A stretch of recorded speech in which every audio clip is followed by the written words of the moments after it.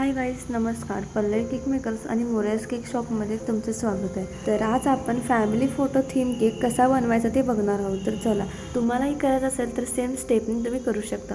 तेही सर्व साहित्य घरी असलेल्या वस्तूंनीच. मग बेस पुष्ठा घेऊयात आणि त्याला 2 होल पाडून घेऊयात. तार तर काय आपल्याकडे आहेच. मग स्टँड बनवायला सुरुवात केली आणि सुरुवात तर चांगली झाली बाबा, वा.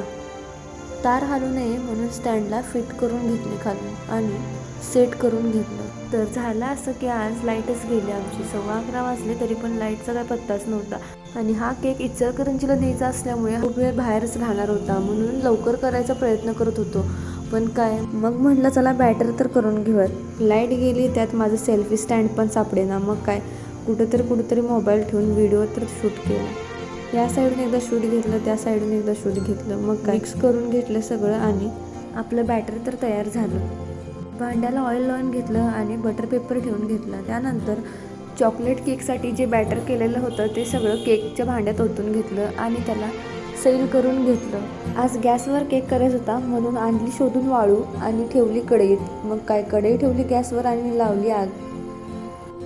कसं आहे, एवढी संकट आलीत खरं आम्ही हार मानली नाही. म्हणलं त्याला वाफ द्यायसाठी पातेलं झाकून घ्यावं आणि पातेलं झाकलं तेवढ्यात मला स्टँड पण सापडलं. इतकं स्टँड शोधलं की इथं वरती सापडलं. मला इतका माझा आनंद की गगनातच मावत नव्हतं. काय, चला आता तुम्ही व्यवस्थित बघू शकता कारण मला स्टँड पण सापडलं. बेस काय आपला अर्ध्यावर होत आला. 2 वाजून गेले तरी पण लाईट काय येईना. म्हणलं थोडी लाईटची अजून येते का वाट बघूयात आणि म्हणलं चला फोटोज तर जाऊन आणूयात. फोटोज जाऊन आणले. म्हणलं कट तर करून घेऊयात कारण कट करायला परत आणि वेळ जाणार, म्हणून सगळ्यांचे फोटोज कट करून घेतले. सगळे फॅमिलीचे फोटोज होते त्यात. फोटोज पण कट करून झाले. तर हे होते फॅमिली फोटोज जे आपल्याला स्टँडवर लावायचे होते. तेवढ्यात आपला बेस पण तयार झाला आणि इतका वेळ ज्याची वाट बघत होतो ती वेळ आली, म्हणजे लाईट आली आपली. मग काय, लाईट आली ती म्हणून पटकन क्रीम फेटायला घेतली आणि क्रीम फेटून हे झालं. इतकी भरपूर क्रीम या हातावर फेटणं मला खरंच अवघड झालं असतं. केक तुम्ही बघू पण शकता, स्पॉन्ज किती मस्त झाला आहे. आता काही टेन्शन घ्यायची गरजच नव्हती कारण लाईट यायची वाट बघितली असते तर खूप मला वेळ झाला असता हे सगळं करायला. पण मी वाट न बघता थोडं मी सगळं करून घेतलं.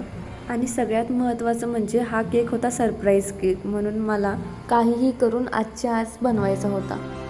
चला तर मग पहिली लेअर तर ठेवून घेऊयात आणि शुगर सिरप लावून त्याला मस्त असा स्वाद देऊयात. क्रीम ही लावून घेऊयात आणि त्याला शेप देऊयात.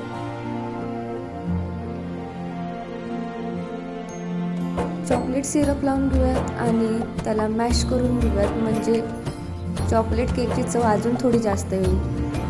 थांबा, फक्त चॉकलेटच नाही तर अजून चॉको चिप्स घालायच्यात. आता सेम स्टेप आणि सेम प्रोसेसने 3 लेयर्स ठेवून घेऊयात.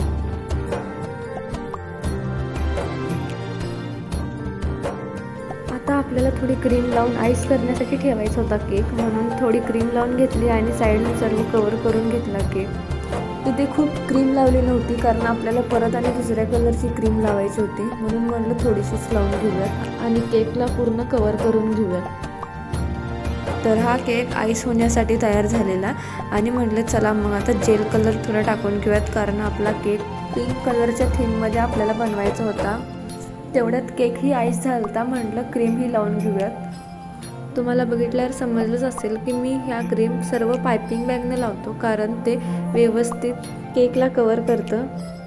तर हळूहळू करत आपला केक तर तयार होत होता. तर तुम्ही बघू शकताय पिंक कलरनं तर आपला केक कवर होत होता. तर केकवर डिझाईन कशी केली हे बघायचं असेल तर तुम्ही हे बघू शकता. ज्याने मी केकला शेप दिला त्यानेच मी थोडं डिझाईन करून घेतली. ती म्हणजे तुम्हाला जसं की वाटत असणारी ही डिझाईन इतकी सोपी, पण ही सोपी नाही आहे डिझाईन, कारण करताना समजतं की ही डिझाईन खूप अवघड आहे. पण मला हातात बसल्यामुळे ही डिझाईन लगेच जमली. चला म्हटलं मग स्टँड तर करायला घेऊयात. फ्लावर्स तर लावून घेतले आणि फोटोज लावायची वेळ आली तर फोटोजही लावलेत आणि बघू शकताय तुम्ही कसं वाटते. फक्त मी हे 2 फोटोज लावल्यात, आपल्याला अजून 2 फोटो लावायचे आहेत. मग म्हटलं चला सेम 2 आणि फ्लावर्स लावून घेऊयात आणि परत 2 फोटोज लावूयात, म्हणजे ते अजून थोडं छान दिसते. तर मध्ये राहिलेली थोडी जागा म्हणून म्हटलं थोडी जिप्सी लावून घेऊयात. मग जिप्सी लावून घेतली. चला तर मग फायनली आपलं फॅमिली फोटो स्टँड तयार झालेलं आहे, तुम्ही बघू शकता.